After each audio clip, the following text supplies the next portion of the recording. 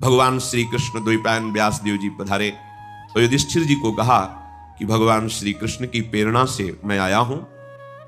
भगवान ने आदेश किया है कि हम तुम्हें प्रति स्मृति नाम की विद्या दें। यह ऐसा मंत्र है, अगर इसका अनुष्ठान करोगे तो तुम जिस देवता को जहां जिस लोक को चाहोगे बैठे बैठे देख लोगे। तुम्हारे अंदर दिव्य दृष्टि आ जाएगी और मन की गति के समान तुम वहां पहुंच जाओगे जहां संकल्प करोगे। और यह विद्या तुम अर्जुन को दीजिए। अर्जुन दिव्यास्त्र प्राप्त करे जिससे इस पृथ्वी में जो असुर स्वभाव के जन हैं उनका उद्धार हो सके। भगवान व्यास देव जी के द्वारा दी हुई प्रतिस्मृति विद्या जब अर्जुन को प्रदान करी, अर्जुन समस्त ब्रह्म ऋषियों की वंदना करके देवराज इंद्र की प्रसन्नता से ही दिव्यास्त्र प्राप्त होंगे ऐसी भावना से इंद्रकील पर्वत पर पहुंचे।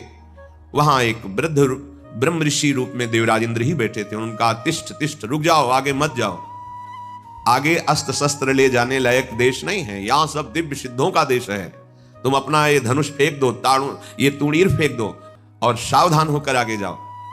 उन्होंने कहा नहीं, ये गांडीव धनुष परम पूजनीय परम पावन है, मैं इसे तो नहीं फेंक सकता हूं। अगर इसे तुम फेंक दोगे तो जिस लोक का सुख चाहोगे वो सुख हम प्रदान करेंगे। नहीं, मुझे कोई लोक का सुख नहीं चाहिए। मैं जिस हेतु से जा रहा हूं उसमें इस अस्त्र की आवश्यकता है। यहां एक संकेत मिलता है कि अगर आपने लक्ष्य बना लिया है उच्च कोटि का, भगवत प्राप्ति, भजन करना, धर्म से चलना, सत्य से चलना, तो आपकी परीक्षा होगी। उस मार्ग से हटाने के लिए प्रलोभन आएगा। आपको उस प्रलोभन में अपनी निष्ठा को नहीं छोड़ना है। अगर छोड़ दिया तो गए। भय भी आ सकता है, भयानक भय आ सकता है, पर अगर आप अपनी निष्ठा पे रहे तो भय केवल दिखावा होगा, आपको दुख नहीं दे सकता। प्रकट हो गए देवराज इंद्र और कहा, मैं कोई ब्रह्म ऋषि नहीं हूं, मैं त्रिभुवनपति देवराज इंद्र हूं। तुम अपनी निष्ठा में अचल रहे, क्या चाहते हो? तो कहा, मैं आपके द्वारा दिव्यास्त्र चाहता हूं।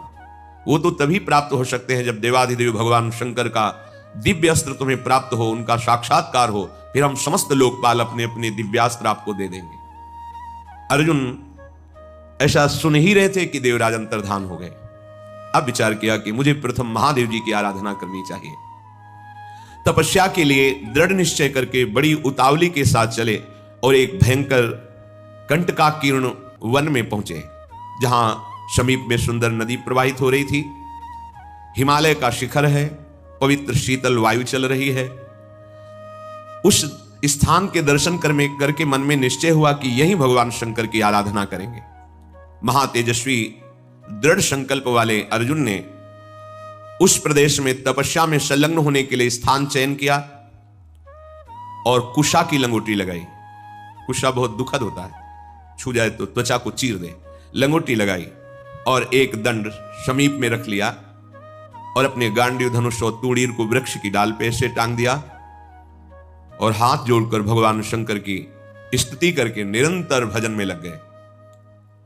1 मास तक 3 दिन 3 रात कुछ नहीं खाना, उसके बाद सूखा पत्ता लेकर के पाना। दूसरा मास 6 रात के बाद कोई फल ले लेना। तीसरा महीना 15 दिन 15 रात व्यतीत होने के बाद एक बार कुछ फल ले लेना। चौथे महीने में केवल जल पीकर रहना, फिर जल भी छोड़कर केवल वायु श्वास बस। निरंतर महादेव जी के चिंतन में निमग्न, दोनों भुजाएं उठाए हुए, कोई सहारा नहीं, पैर के अंगूठे के अग्रभाग पर खड़े होकर के भगवान शिव के मंत्र का जप करते हुए आकाश की तरफ दृष्टि रखे हुए एकाग्र चित्त से उपासना कर रहे हैं। तदनंतर अर्जुन की भयंकर तपस्या को देख करके वहां रहने वाले जितने ब्रह्म ऋषि थे सब भगवान पिनाक पाणी महादेव जी के समीप गए और महादेव जी को प्रणाम करके कहा, देवाधिदेव, अर्जुन आपके लिए महान तपस्या से युक्त होकर के उपासना कर रहे हैं। हिमालय के पृष्ठभाग में स्थित होकर ऐसी उग्र तपस्या कर रहे हैं कि यदि आपने उनको शांतुना नदी जो वो चाहते हैं तो दिशाओं में आग पैदा हो जाएगी उनके तप से। हे देव देवेश्वर, हम लोग कुछ समझ नहीं पा रहे हैं कि उनको कैसे शांत करें। वे अपनी तपस्या का संताप प्रकट कर रहे हैं। हम महर्षि जन चिंतित हैं कि यदि वो ऐसी तपस्या में रहे तो आग पैदा हो जाएगी। जैसे ध्रुव जी ने अपनी प्राणवायु बंद कर ली तो त्रिभुवन की प्राणवायु बंद हो गई, तत्काल भगवान को आना पड़ा। पवित्र चित्त वाले इन महर्षियों की जो सदा सबको सुख देने में तत्पर रहते हैं, उनकी बात सुनकर भगवान देवाधिदेव महादेव ने कहा, महर्षियों, मुझे पता है, तुम विषाद मत करो, अर्जुन की तपस्या किसी को कष्ट देने के लिए नहीं है। अर्जुन के मन में जो संकल्प है वो मैं जान रहा हूं। वो किसी लोकांतर के भोग की इच्छा से तपस्या नहीं कर रहे हैं। उन्हें जो पाना है वो मैं प्रदान करूंगा। तुम सब शांत चित्त होकर अपने अपने भजन में लगो जाकर।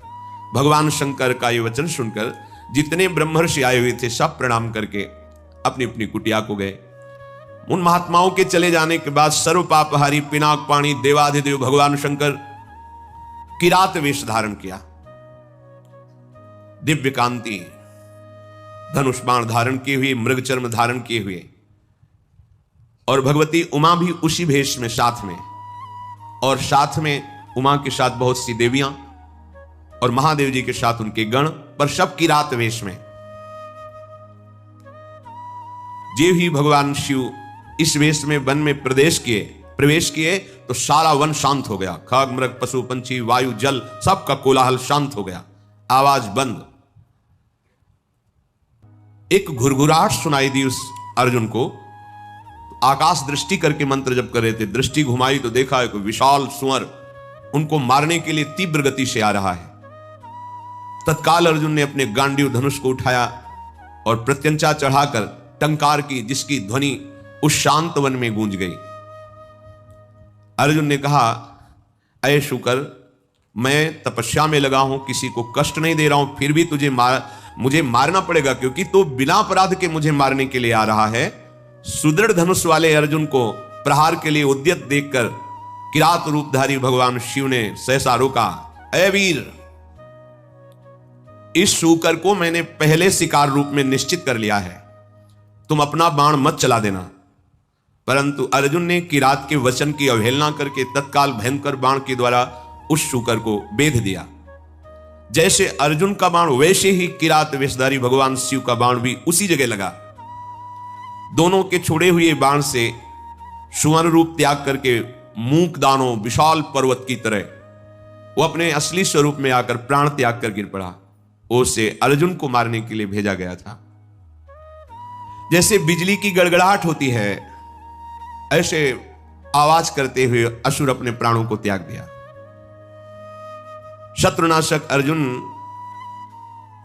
उस तेजस्वी की रात को देखा जो कुछ दिव्य स्त्रियों से घिरे हुए थे। अर्जुन ने कहा, तुम कौन हो और यहां स्त्रियों के साथ क्यों घूम रहे हो? क्या आपको मालूम नहीं कि भयावह वन है? और क्या तुम्हें वन के सिद्धांत का भी ज्ञान नहीं है? जब मैंने लक्ष्य संधान कर दिया तो तुमने बाण क्यों मारा? ये मेरे पास आया था, मेरे को मारने के लिए आया था, मैंने इस पर बाण संधान किया, तो तुम मेरी वीरता का तिरस्कार करके इस पर बाण संधान क्यों किया? इसका उत्तर दो, नहीं तो मैं तुम्हें जीवित नहीं छोड़ूंगा। अर्जुन ने ऐसा किरात से कहा। यह मृगया का धर्म नहीं है जैसा आपने किया है। तुम पर्वत निवासी हो, उत्तर दो, नहीं तुम्हें जीवन से वंचित कर देता हूं अभी।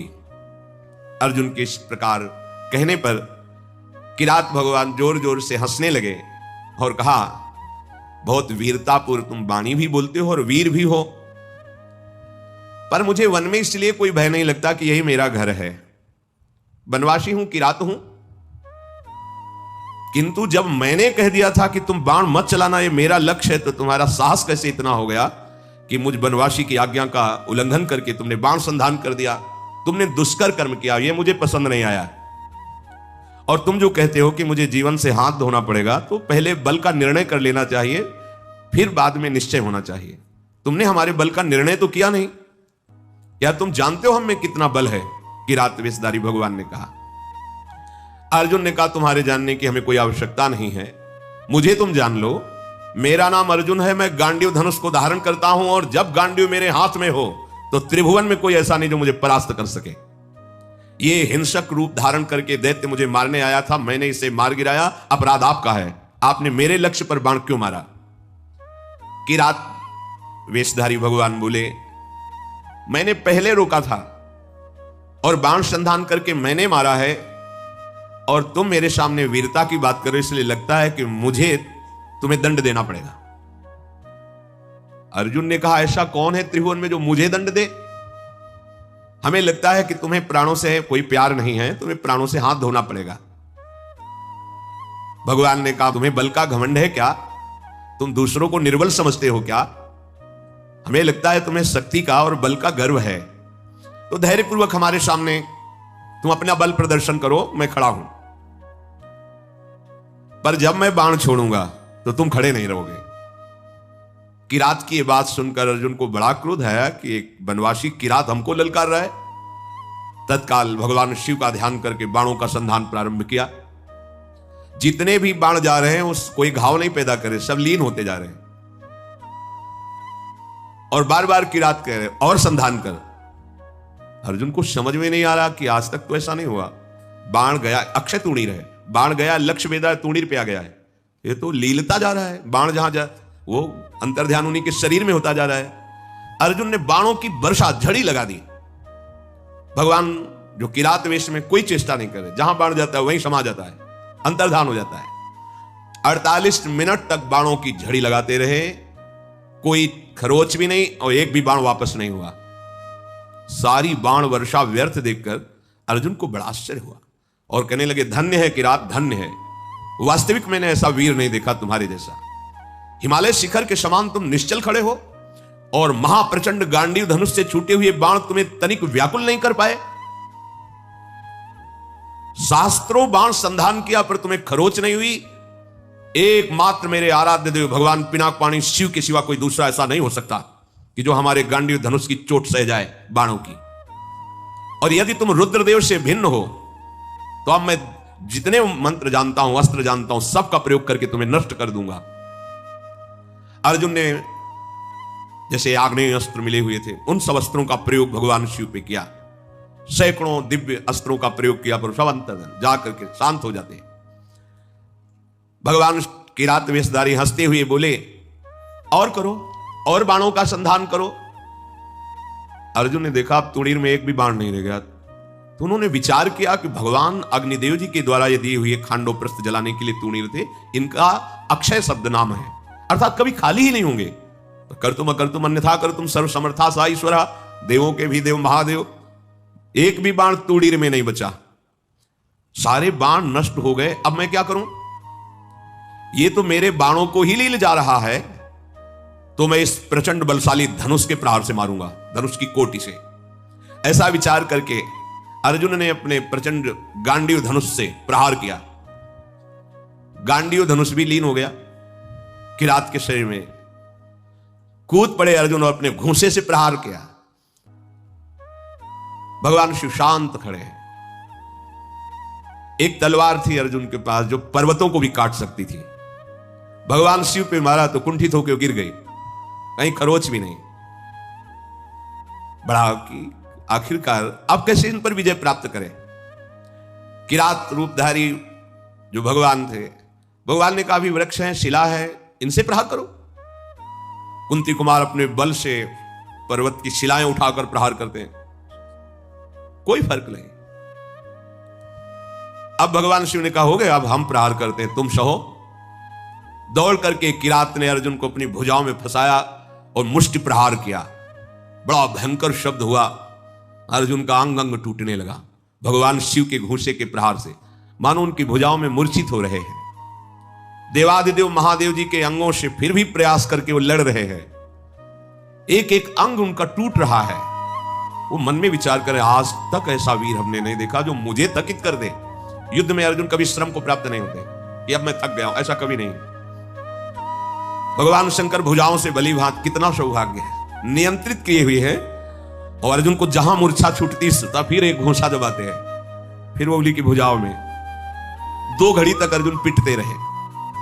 फिर उनका देखो, मुझे थोड़ा समय दे दो, अगर तुम युद्ध के नियमों को जानते हो तो मैं कह रहा हूं थोड़ा समय दे दो, फिर मैं तुमसे युद्ध करूंगा। छोड़ दिया, और करके देख लो। तत्काल वहीं की मिट्टी एकत्रित की और उसे लिंगाकार किया। बन था ही, कुछ पुष्प लिए, माला और पुष्प, और हाथ जोड़कर भगवान शंकर की आराधना की, भगवान शंकर का स्तवन किया।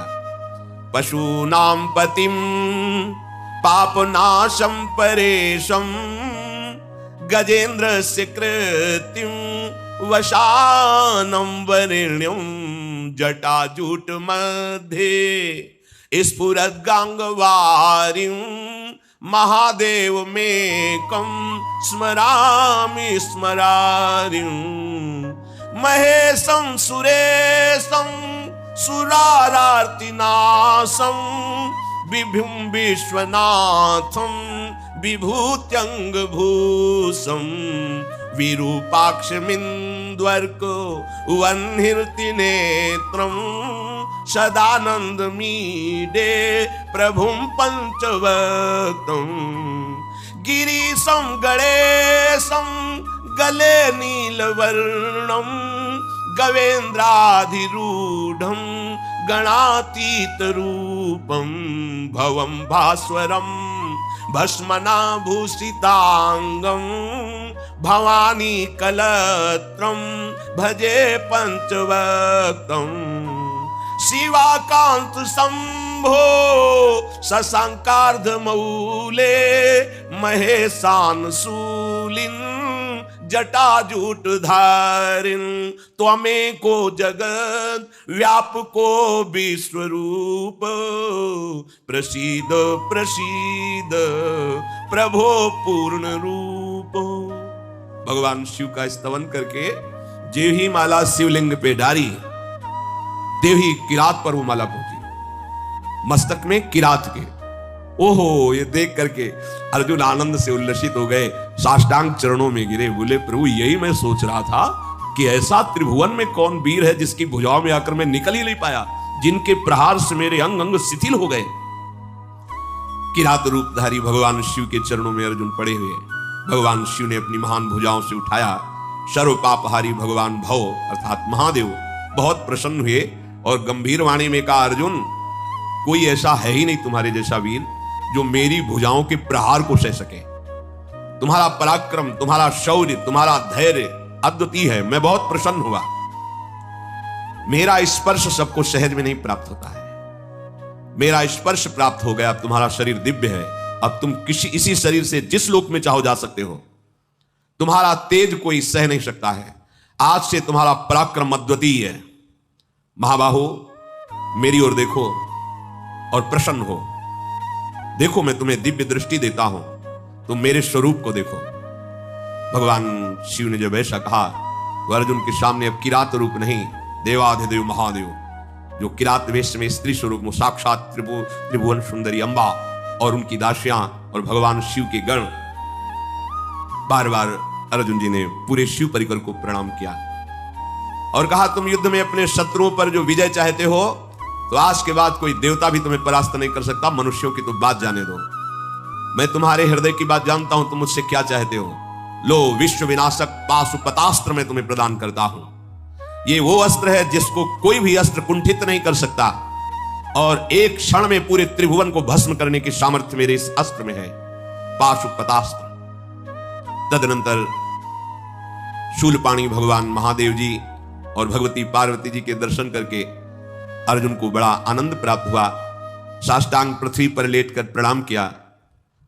अर्जुन बोले, हे जटाजूटधारी सर्वदेवेश्वर देवाधिदेव महादेव, भगदेवता के नेत्रों का विनाश करने वाले नीलकंठ, आपके मस्तक पर जगत पावन करने वाली गंगा जी विराजमान है।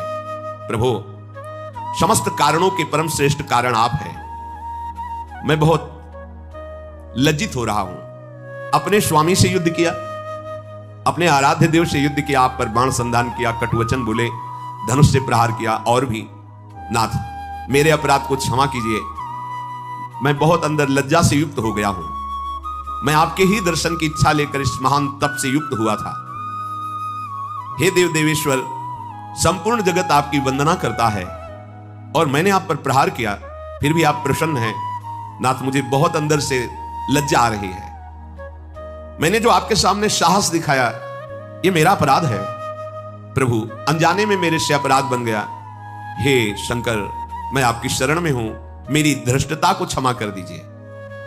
महातेजस्वी भगवान वृषभध्वज ने अर्जुन का हाथ पकड़ा और हंसते हुए कहा, अपराध थोड़ी है, कोई मैं शिव रूप से तुम्हारे सामने थोड़ी था, मैं तो किरात रूप से था। तुम्हारा कोई अपराध नहीं, वीर का यही धर्म है। फिर भगवान शिव ने दोनों भुजाओं से खींचकर देवी हृदय से लगाया तो जितने अर्जुन की पीड़ा और घाव थे सब शांत हो गए। देवादिदेव महाजी बोले, अर्जुन, तुम भगवान श्री कृष्ण के शरणागत और प्रिय सखा हो। मैं तुमसे बहुत प्यार करता हूं। जो भगवान श्री हरि का भजन करते हैं, भगवान शंकर अहेतुकी कृपा उन पे अपने आप करते हैं। वो जो भगवान शंकर की आराधना करते हैं, हरि अहेतुकी कृपा अपने आप करते हैं।